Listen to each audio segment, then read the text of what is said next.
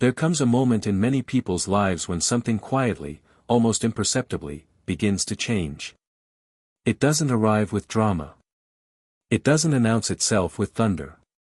It simply slips into your experience like a subtle shift in temperature. And suddenly, one day, you notice that the things which once filled you with enthusiasm, the activities that once colored your world with excitement, no longer touch you in the same way. The music that once stirred your heart now washes over you without effect.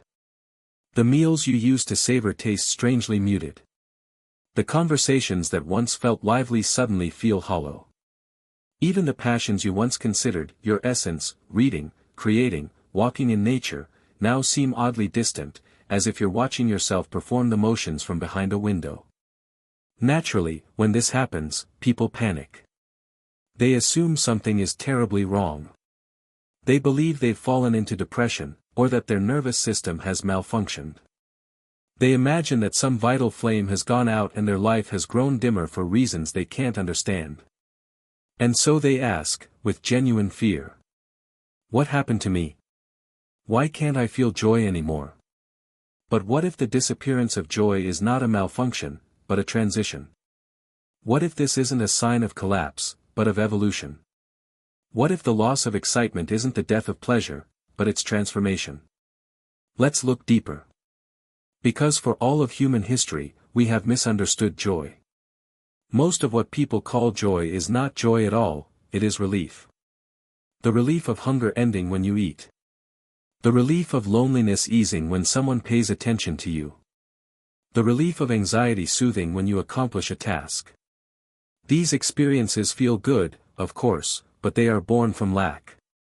They depend on something being missing. Without hunger, eating is mechanical. Without loneliness, attention is neutral. Without the tension of needing to achieve something, accomplishment is simply another moment passing. Joy, as most people know it, relies on the presence of discomfort. And because of this, it is unstable. It never lasts. It can never last.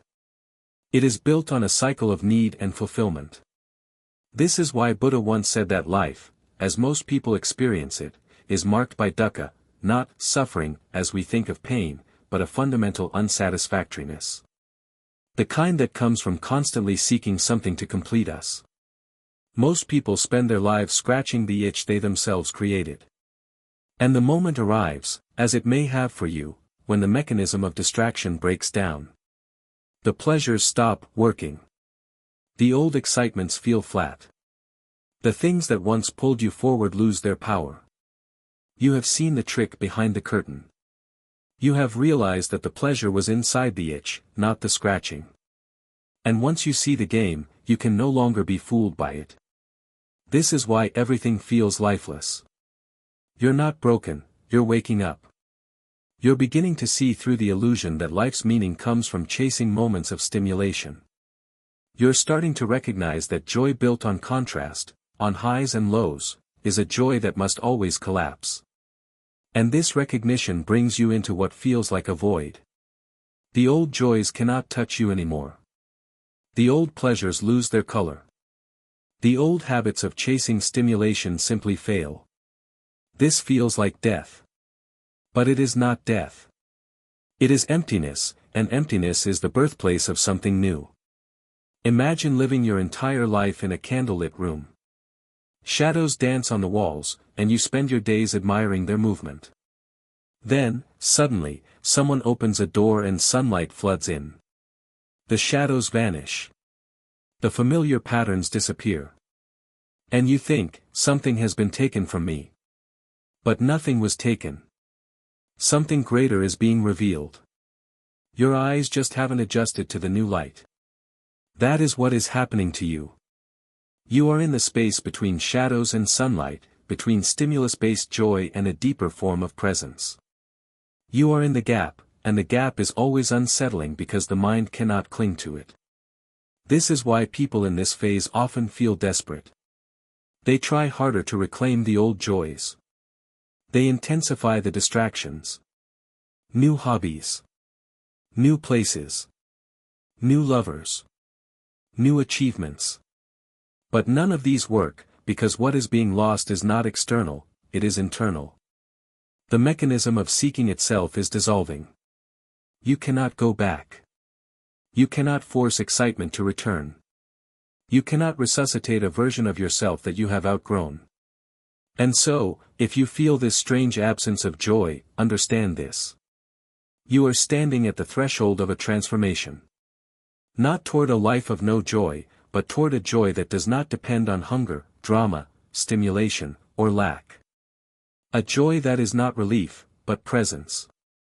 A joy that is quieter, deeper, and shockingly simple. It is not exciting, and that's precisely why it's real. In this stillness, the old world dies. And in this stillness, a new one is preparing to be born. When the old joys fade and nothing seems to move you anymore, the mind interprets this as a personal failure. It tells you that you've become numb, broken, apathetic, or spiritually disconnected. But this interpretation is incomplete, because the mind only knows one kind of joy, the kind created by contrast.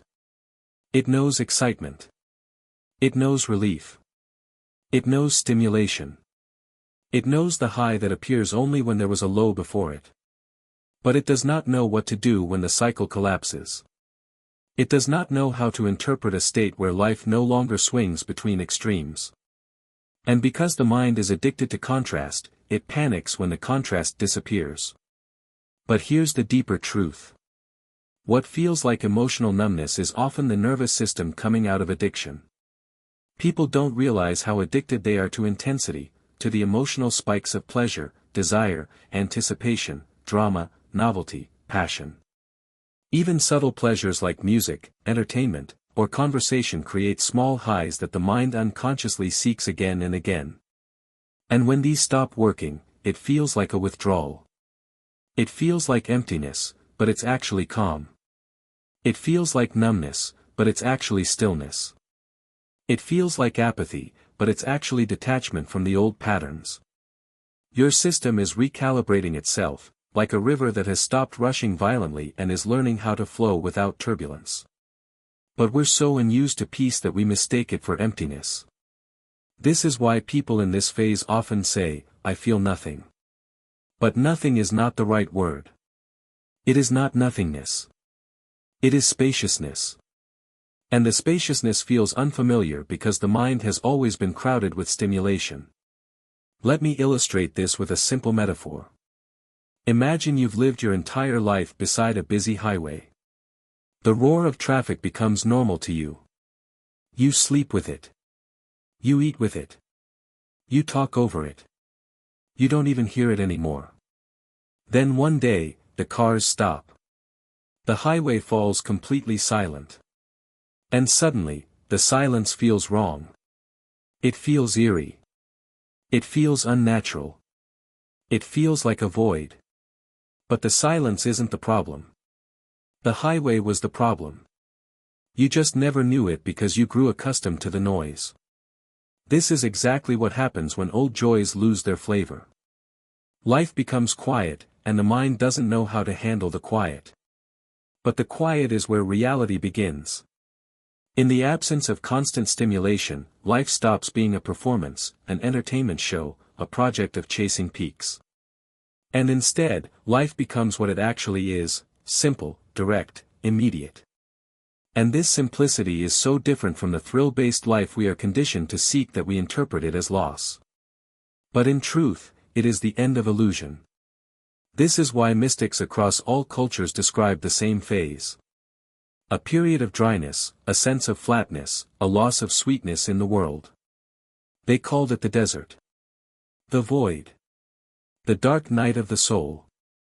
Not because it is dark in a negative sense, but because it is unlit by the old pleasures.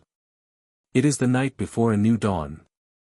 In this phase, people often ask, "How do I get my old self back?" But that is the wrong question. You are not meant to get your old self back. You are meant to grow out of that self.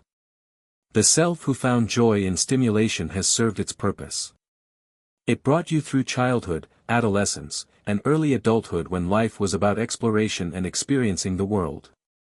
But as your consciousness matures, your inner landscape changes. Your attention turns from outward stimulation to inward clarity. The mind seeks entertainment. The soul seeks presence. And once the soul begins its work, the mind's toys lose their shine. That is what you're experiencing. You didn't lose joy. You lost distraction. You lost the emotional noise that used to give your life its rhythm. You lost the illusion that joy must come from outside you. This is not death. This is detox. But let's go even deeper. There comes a moment in spiritual development when joy stops being something you chase and becomes something that quietly exists in the background of your awareness. It is not excitement. It is not ecstasy. It is not intensity. It is a gentle, continuous sense of being okay, permanently. It's not a high. It's not a thrill. It's not a wave. It's the ocean. But to stabilize in this ocean, the waves must first settle. And while the waves settle, you will feel the absence of movement, the absence of highs, and interpret it as emptiness. This is the transition. You are moving from the emotional roller coaster to the ground beneath it. From feeling alive through contrast to being alive without needing contrast. From joy that requires hunger to joy that exists even without desire. This shift is uncomfortable because it is unfamiliar. It is destabilizing because it removes the emotional intensity you once used to orient yourself. But you must understand. This phase is not a mistake. It is an initiation.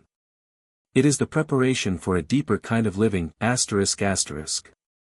A life where joy is no longer something you achieve. It is something you are. There is a moment on the spiritual path when the world stops reflecting back the emotions you expect from it.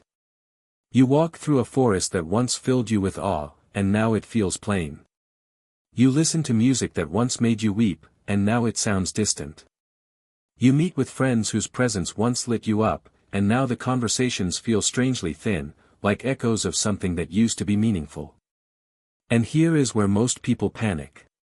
They imagine they've lost something vital, the capacity to feel deeply, to care, to be moved. They fear they're becoming numb or emotionally shut down. But the truth is far subtler and far more profound. You haven't lost your ability to feel, you've lost your dependency on feeling. Before this shift, joy functioned like a reward system, a carrot dangled before you by the mind. You were conditioned to chase experiences that triggered dopamine, validation, excitement, novelty. And as long as you kept running, the system rewarded you with emotional highs. But then something shifts inside you, a quiet recognition that the entire game is built on dissatisfaction. You begin to see through the machinery, see how each joy depends on an unconscious tension, how every pleasure is preceded by a subtle form of pain. And once you see this, the spell breaks. The pleasures that once held you captive lose their power. They become transparent. Predictable. Empty. What you are experiencing is not emotional death, it is emotional sobriety. For the first time, you are encountering life without intoxication. And sobriety, at first, feels like nothing.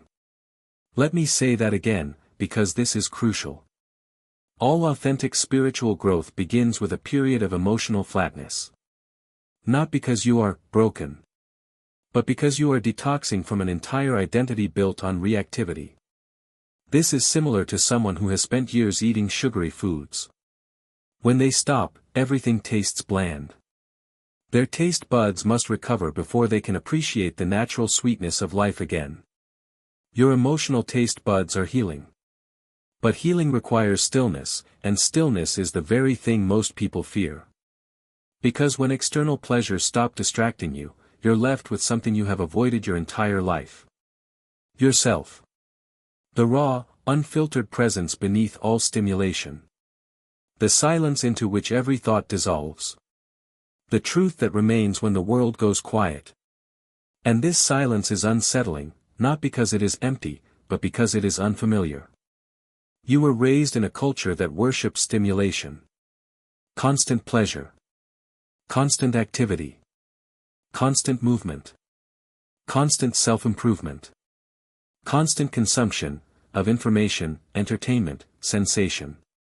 A culture that equates excitement with life and emptiness with failure.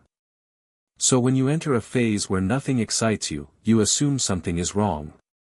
But in reality, this is a symptom of awakening. You are withdrawing from the addiction to stimulation. And like any withdrawal, it feels uncomfortable at first. Yet in this discomfort, something miraculous is happening. The emotional noise is fading. The internal turbulence is settling. The mind's constant hunger is dissolving. You are entering the space before pleasure and pain, the space of pure awareness.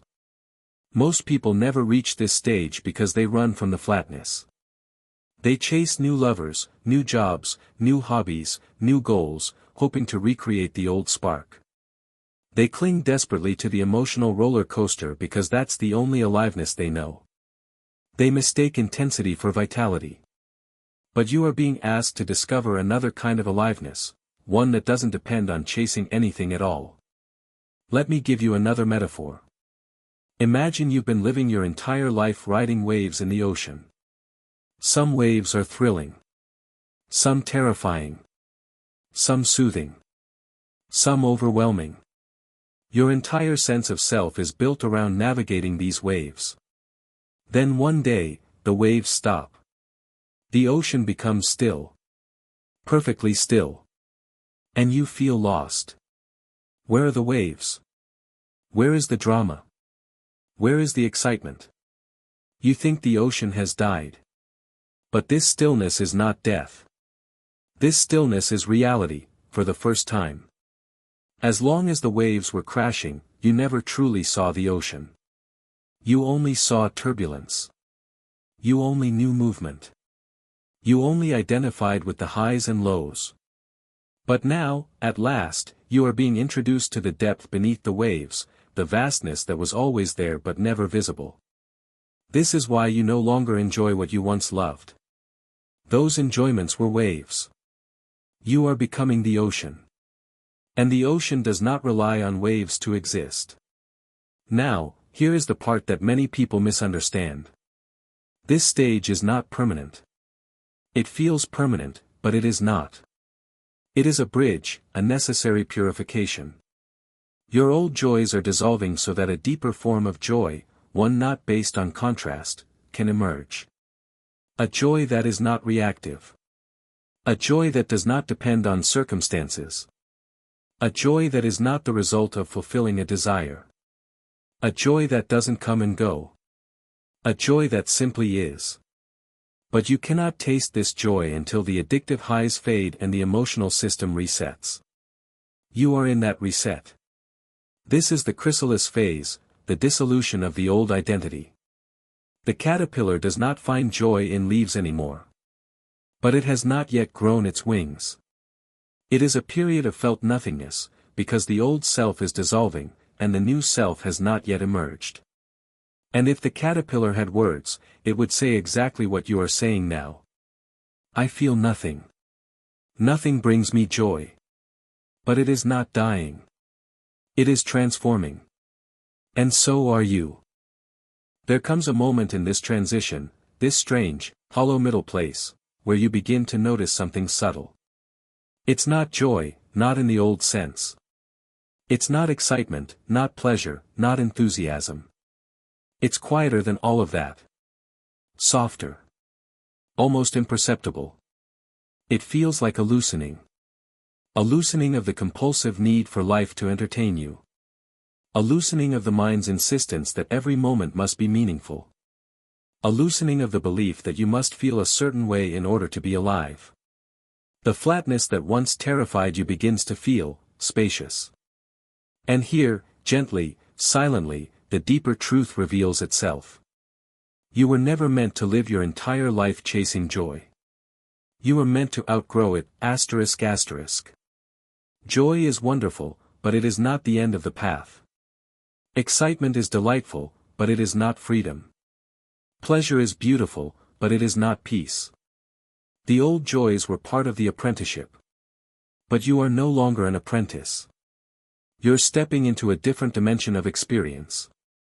A dimension where you don't need life to thrill you in order to feel whole. Now, many people hearing this would say, "But I don't want spiritual peace. I want to feel alive." But that sentence reveals the entire problem. You equate aliveness with emotional stimulation. But stimulation is not aliveness. Stimulation is agitation. And agitation, even when pleasurable, is exhausting. You were not built to live in a state of permanent emotional high. You were built to awaken into a different kind of vitality. A vitality that isn't dependent on the rise and fall of mental states. Think of it this way.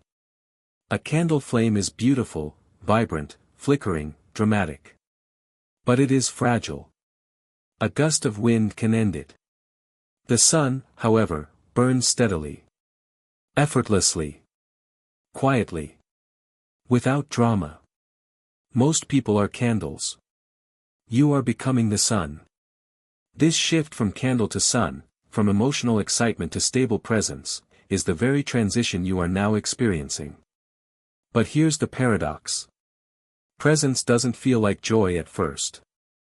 It feels like nothing, ***. Because presence is the absence of the agitation that you once called being alive. Presence is the space beneath all thoughts.